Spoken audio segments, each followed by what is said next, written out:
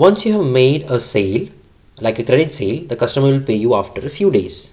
Also, you will pay your suppliers for the purchases you have made. To account these receipts and payments, use the respective documents here.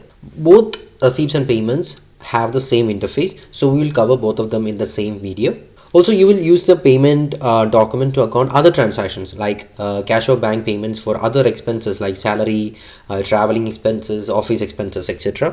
When you receive a payment, go to the receipts. You can just select the receipts from this document, or you can just click on the R button on your keyboard. So it will take you to the receipt window. You will see the list of receipts you have already created. Just if you want to change the period on top and click on reset to see all the receipts documents you have already created for that particular period. If you want to create a new receipt document, just click on new.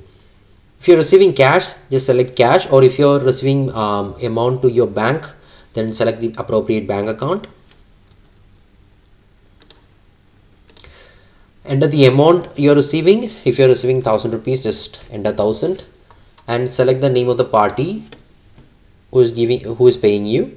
So just select the party name.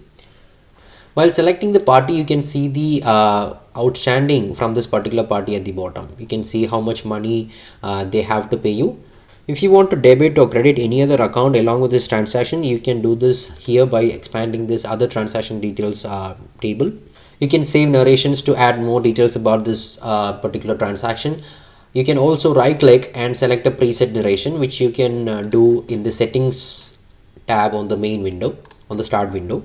You can select a payment mode here. You can add more payment modes in the settings, but select a payment mode out of the from the list, and you can save the transaction number. If it's a check, then you can select check and give the check number.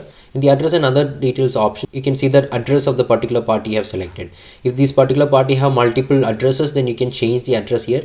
So sometimes the party might have multiple addresses with multiple GST numbers. You can select the appropriate address here. Sometimes you receive check and you have to reconcile it with the bank statement. So in those situations, in the similar situations where you have to reconcile this receipt or payment, you can just tick on this reconciled checkbox and give the date of reconciliation. So this helps you to generate the bank reconciliation statement, which we will discuss in further detail in another video.